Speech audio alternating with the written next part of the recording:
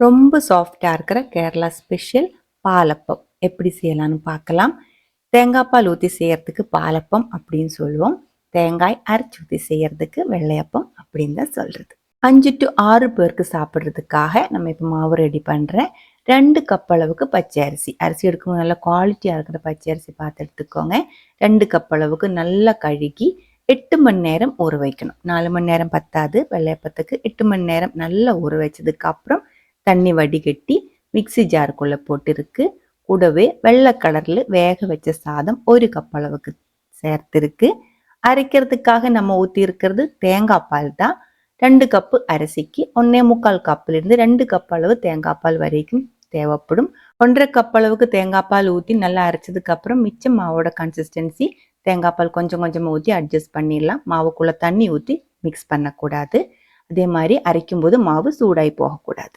நல்ல ஸ்மூத்தாக அரைச்சி எடுத்துக்கோங்க. அதுக்கப்புறம் இதுக்குள்ளே 1/2 டீஸ்பூன் அளவுக்கு உப்பு, 2 டேபிள் ஸ்பூன் அளவுக்கு சர்க்கரை.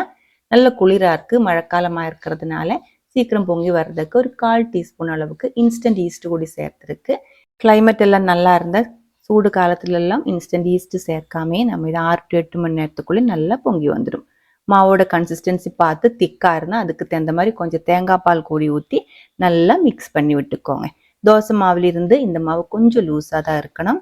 இதுக்குள்ளே 1 டீஸ்பூன் அளவுக்கு தேங்காய் எண்ணெய் கூட ஊற்றி நல்லா கலந்து விட்டுருக்கு. மாவோட கன்சிஸ்டன்சி பாருங்கள் கரெக்டாக இருக்குது. இப்போ இதை நம்ம மூடி வச்சுக்கலாம். ஈஸ்ட்டு சேர்த்ததுனால 3 மணி நேரத்துக்குள்ளே இதை நல்லா பொங்கி வந்துருச்சு. ரொம்ப கம்மியாக தான் நம்ம ஈஸ்ட்டு சேர்த்தேன், 1/4 டீஸ்பூன் அளவுக்கு தான் சேர்த்தேன். இருந்தாலும் மாவு நல்லா பொங்கி வந்திருக்கு.